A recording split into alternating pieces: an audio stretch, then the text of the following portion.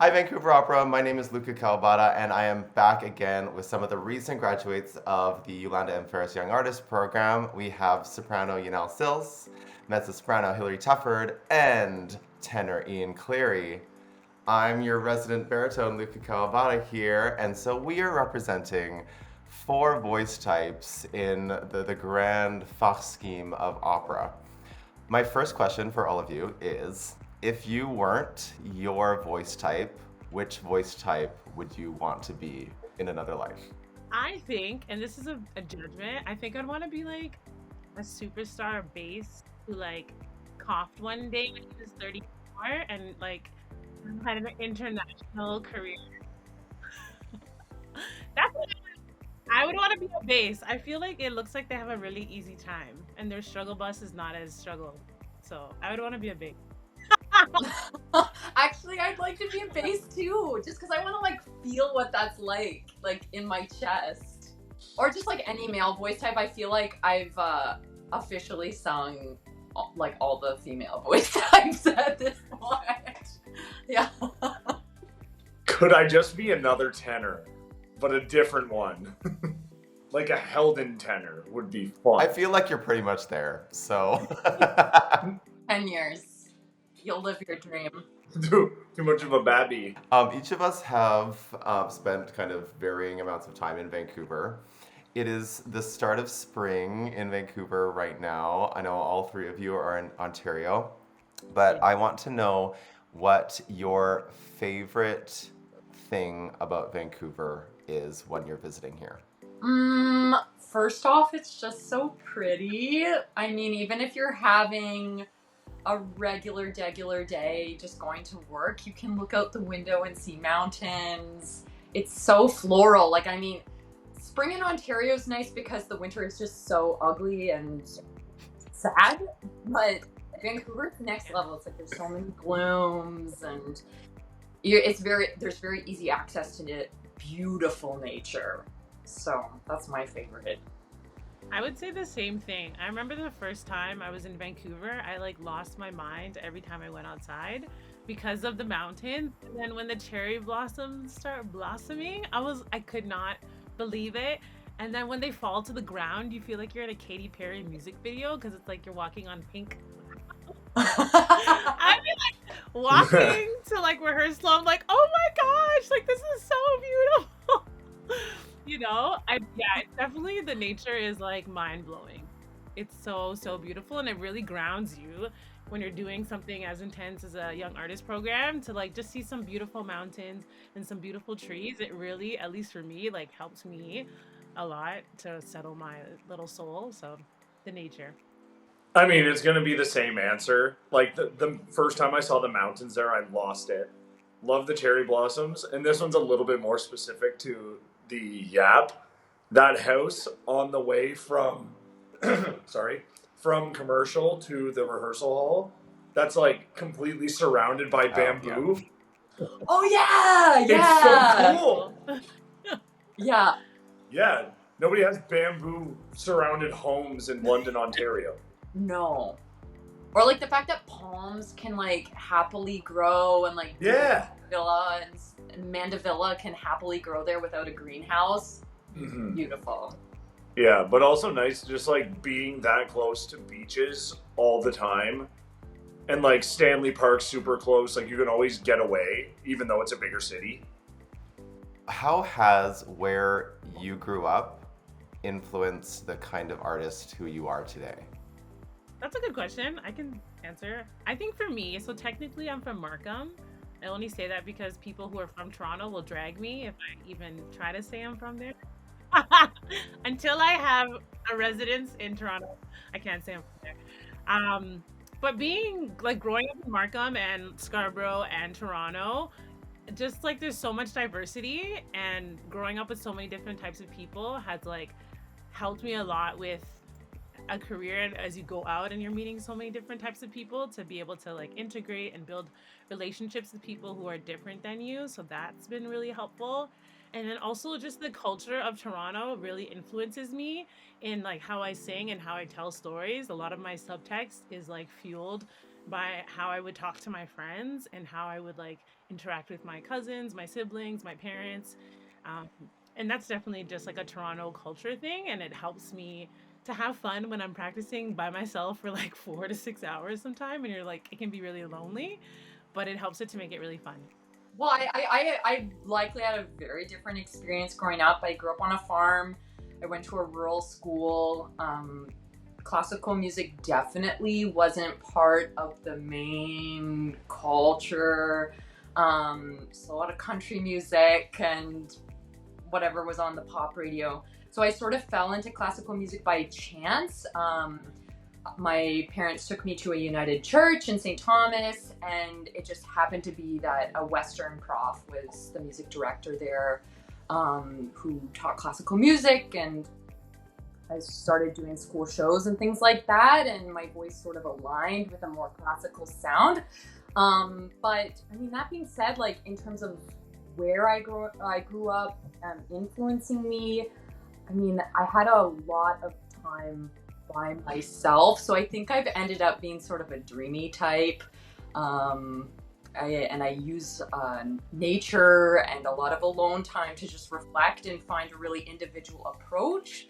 But yeah, I mean, working hard is really a strong part of farm culture, and that's definitely served me and informed how I prep for roles.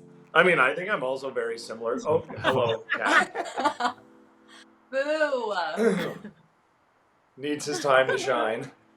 I was very similar. Like, I'm from a small town in Ontario, so classical music wasn't really a thing. I also fell into it.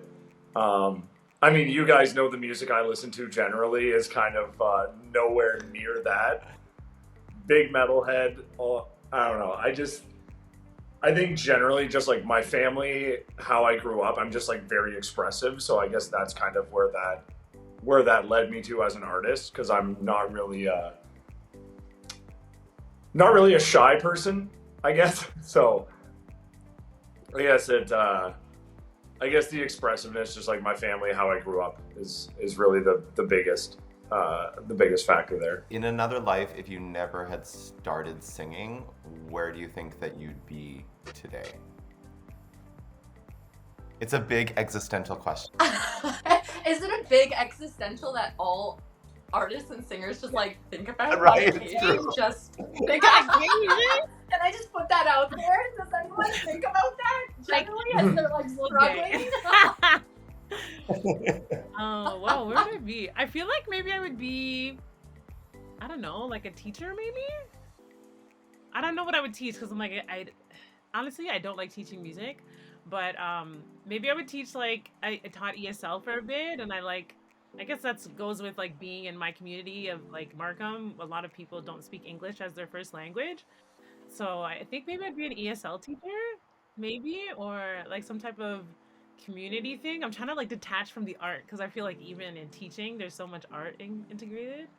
I don't know. Or maybe some type of like creative producer. But then that's artsy. I don't know. It's hard to separate it. You find a way to come back. Yeah, exactly. I mean, it's so related, but I was really drawn to just straight up theater acting as a kid. And I think that was really my intention. And then I just somehow started taking voice lessons and auditioned for schools. So that would be an avenue. Sometimes I think about social work, because I don't know, I think that would be such a rewarding job to sit down and like listen to people's stories and lives and help them find some clarity and peace and comfort. And then sometimes I think about going into academia. I know that's like a crazy path where it's not very stable either, but I'm good at that sort of academic world, so, and I'm also interested in science, so maybe I would go down that road, but just something where I can just like talk to people and just do kind of the exact same thing that I'm good at, just like talking and being annoying. But yeah, I don't know. I did play like other instruments and stuff before I sang. Like I initially planned on like majoring on sax. So, I mean, Another easy answer is just like, yeah, if I never started singing, I likely would have pursued the instrumental portion of it. But yeah, I mean, car sales works too. You need to program something where you play your sax. I think that'd be so cool. Oh, I haven't played it It in would so blow long. people's That would be minds. like, It would. it would be so screechy. So we are all recent graduates of the Young Artists Program at Vancouver Opera. Do you have any specific advice that you would give yourself if you could time travel and visit yourself maybe moments before you stepped into the door for the first time at Vancouver Opera? What do you think you would have benefited from hearing? Be nice to yourself. Good one. So simple. Don't be so critical of yourself every single time you open your mouth. I think it would be similar. I mean, I don't know if my past self was like ready to hear it. I sort of had to, and I mean, in a way, it's something I still work on, but I wish I could go back and just be like, you deserve this opportunity. You're here for a reason. Trust yourself. Trust yourself that you can fail and make mistakes and that you're valid as an artist. I definitely walked in with a lot of imposter syndrome and was very stressed that I wasn't good enough. It's still an ongoing journey, but that's what I would tell myself. I think we all have that kind of journey we're at different stages of, and sometimes we go back, we take a step back in that journey and we take a step forward, and it's an ongoing process that I'm sure all of you understand. I think I would say like similar things as Hillary and Ian. Also, I guess, I mean, obviously the pandemic was bad, but in a sense it was good because we got to go back. So I felt that I would tell myself even more, which I feel like I tried to do a lot. Really take advantage of the opportunities in like a most productive and kind way, because being in a YAP is like really like such a like kind of a dream world in a sense, because like it's maybe the only time as an artist you can consistently pay. So I don't know, I would say this all the time. Maybe I will see if it sounds good or bad, but I would say like milk that cow, which is so bad. Take advantage of every opportunity you get. And then I feel like the second time I came back, I think me and you, Luka, were really doing this, really having agency to ask for what you want. Because as young artists, often we're like going from school, sometimes maybe there's a break, but we're trained in school that we're like not allowed to ask questions, we don't have agency. But I think I would tell myself, this is your training for how to ask questions. If someone tells you to do something a certain way, always ask why respectfully. You're trying to learn, you're trying to be better. So if you go through a YAP the same way you go through school, I think it's really counterproductive. Because it's your job to like grow and have progress, and the only way you can do that is by challenging yourself and to like always respectfully. No one needs to be rude. Who has time for that? To like challenge your mentors and ask them why, so that you can have a better understanding. Because once you're out in the real world, then you have to pay them to ask them why, right? But if you're being paid while you're there, you might as well. What do you think are the biggest industry hurdles for artists who are at the beginning of their career or in this emerging process? Money. Money. Yeah. And like I think in general burnout, but money's really tied to that.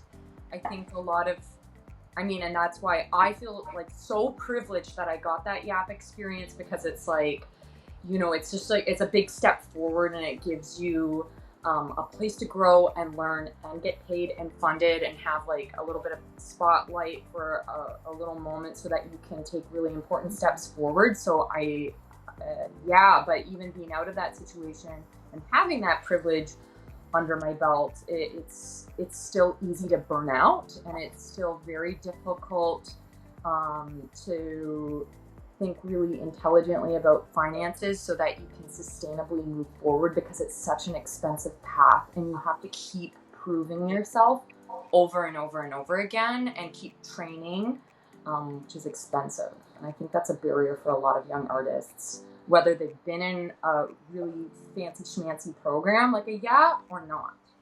it is kind of opening up another can of worms that we deal with, but like trying to have that money, of course, but doing it with having a second job, but also your singing job. Because like I did the exact same thing. I was singing, but then when you're off contract and you don't have anything coming up, you're just watching your money just drop and drop and drop as your expenses come in. And then you get a full-time job, you do something to be able to sustain yourself, but then it's like, hey, there's an opportunity, you need to try and take 5 weeks off of your full-time job. And it's like trying to be able to balance that. I know like there's this whole like end that stigma with singers, but you kind of can't, because people who aren't in that world, like your full-time job, people who have no idea what the singer life is like, you can't just go up to them and be like, hey, I need 5 weeks off to fly to Vancouver to do a contract. So they're like, no, you work here. So that for sure is like, as an emerging artist where you don't have contract after contract after contract, you're quite a bit more sparse. That's like a gigantic hurdle for me. Yeah, no, that is a really big one. And then also, it like just like what Ian was saying, and then it kind of makes it hard to be like the multidisciplinary artist that we are trying to change the stigma. But then you see why there's a stigma, because when you're doing 10,000 things, you're so tired. So it's like you have to find a way to like, you know, literally live, and then also to still be a high level artist. And we're trying to like reach this goal, like, you know, for example, me as a soprano, I'm always trying to be like the best sopranos, but it's like, how can I like compare myself to like Mirella Freni or like Leontine Price or any of the Renatas? And you're just like, but they didn't have to like have another job on the side. Like they were always singing constantly. They worked hard, there's no question about that, but like, how can I be like them, but then also I need to like have a job? And if I'm like in a season where I don't have a lot of work, then like, what do I do? How do I do that? And like, I don't have like $500 a week to spend on seeing my teacher every single day. That doesn't even include coaching. That doesn't include like language coaching. And if you have like physical things or special, like it's like so intensely expensive to be a singer at that level. So I think that definitely leads to the burnout. And I definitely had like the worst burnout in 2022. And I was like, okay, we got to do something, because I've only been doing this for 5 years. How do people have a career for 20? You know, it's so hard. I feel like I'm emerging from the burnout right now and trying to figure out how to be sustainable, because I chose not to take a full-time job and have a couple part-time jobs that would cobble together to like pay for my expenses, but ones that were flexible enough to leave, which turned out to be landscaping, because they're so desperate for workers. But then the pay is really low, and so then you have to put in a lot of hours and you're not practicing. And so anyways, in the midst of trying to figure out a different balance. I think there's also a weird rat race that naturally happens in the industry, where you're trying to stay, for lack of a better word, like relevant as well. Yeah. And so you're trying to stay in front of people. You're just trying to keep singing for people. You're trying to make sure that you're in people's good graces and people think of you in an artistic way as well. And that you're on the top of their mind when they're thinking about future projects too. And to me, that is like so energy sucking to have to constantly devote your energy to that without any guarantee that anything is gonna pan out from it.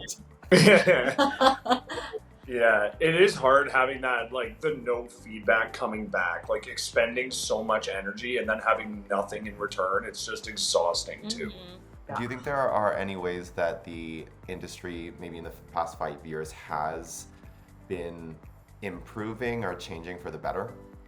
When I really started to like really guns a-blazing go for a career, when I was ready, that was like in like complete lockdown. And at first that was a huge advantage for me, because all the auditions were recorded and not many people had much experience to make recordings super high quality. So just like doing like the phone in the local church was good enough.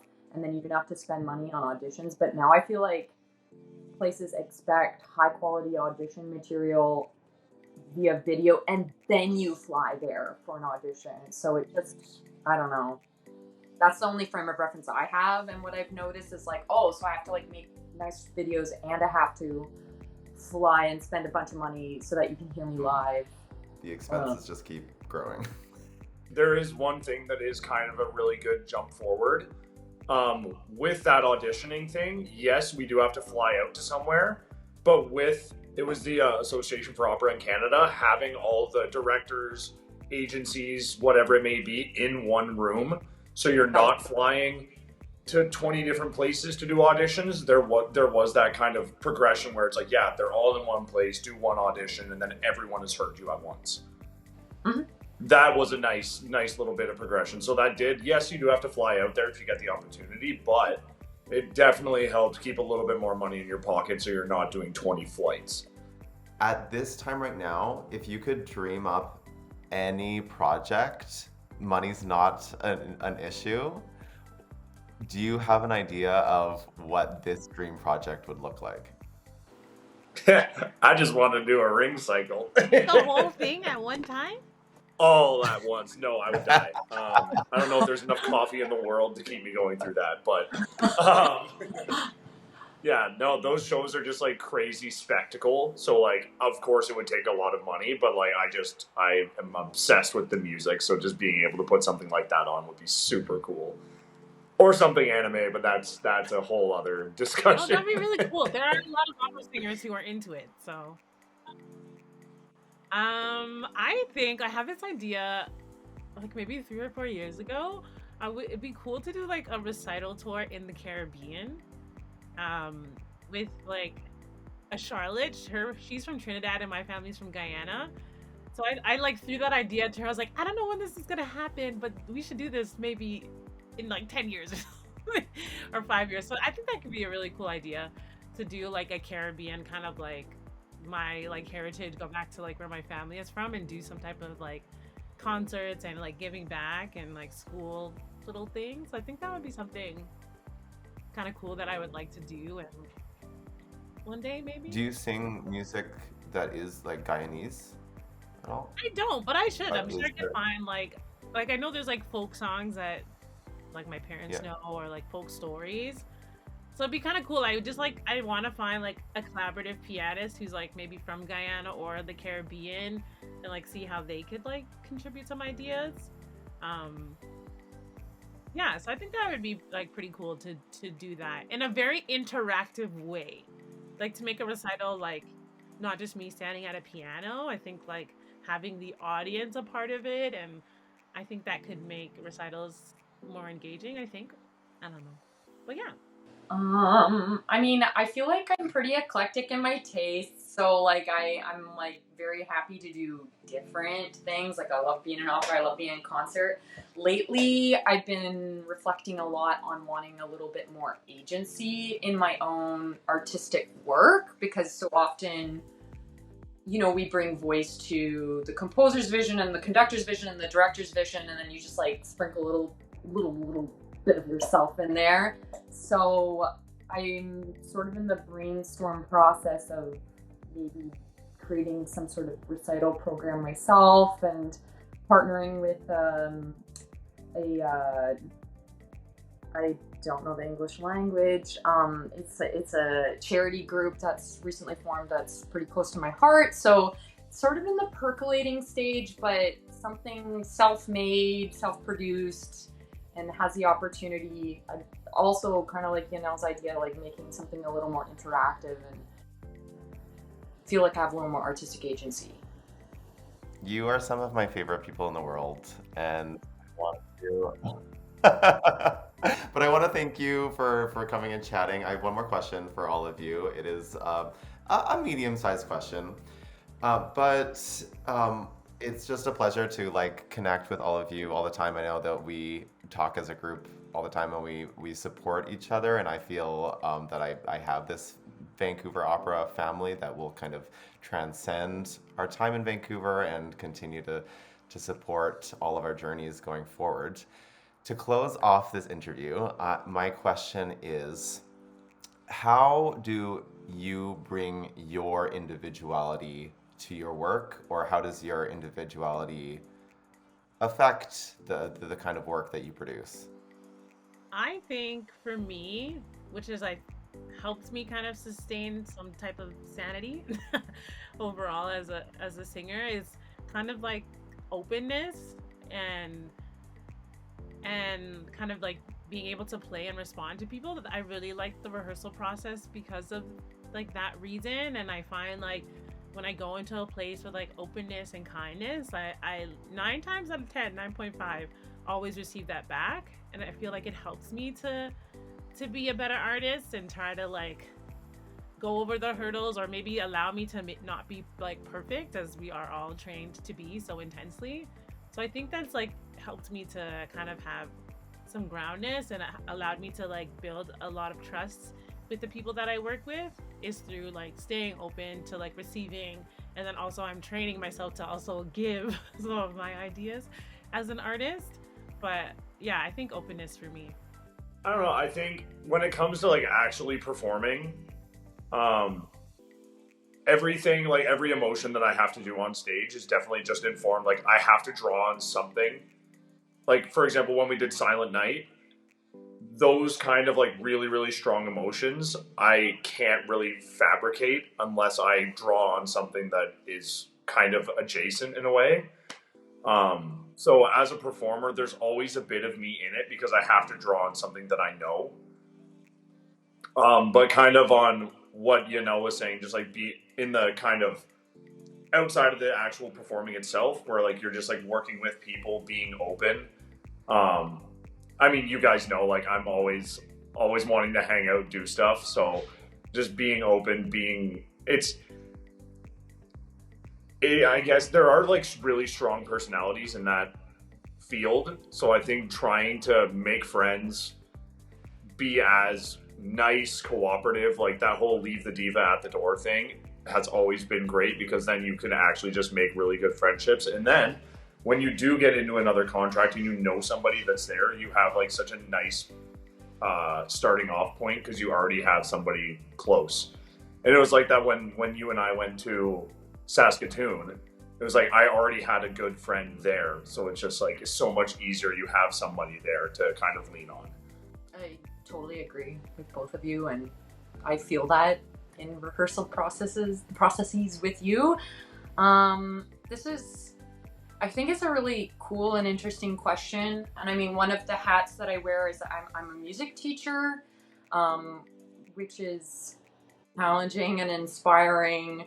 And it reminds me to like, anyway, I don't know, putting sentences together. But anyways, one thing I notice, or have been noticing with students, whatever their challenges are, even if there's like barriers to access their authenticity or to be their full true selves or whatever, it's made me realize that no matter what, when you walk in the room and you present something, like you already just bring yourself and whatever your authentic spirit is.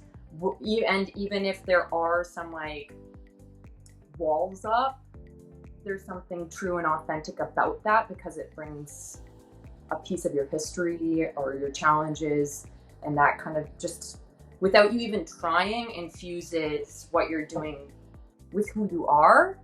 But then from there, what's exciting as an artist is you have the opportunity to make choices to, you know, like Ian, you can think about your own past experiences that relate to the character's emotion and bring whatever that is in that's from your own self into the music. So I mean, I definitely do that. But as a person who struggled with perfectionism, reflecting on the fact that it's like I just need to show up and it's already unique takes some of the weight off, and that every artistic experience is almost just like a journal entry for that point of your life, and you bring where you're at, and you come back at it another day, and it's going to be different, and that's cool. I think that's super inspiring, and it kind of even makes me go back to all the answers that you gave about the advice that you give yourself before starting the Yap as well. And I'm like, all of you know who you are now, and you're giving the advice to yourself time and time again. It is so amazing to reconnect with you, and even though like we're family, we talk all the time, but to show our Vancouver Opera audience again where you are, the kind of things that you're doing, the things that inspire you, and a little bit more about the people behind the stage. We hope to see you again in Vancouver very soon, and we will have our eyes on your journey. Thanks, friends. Thank you. Thanks for having us.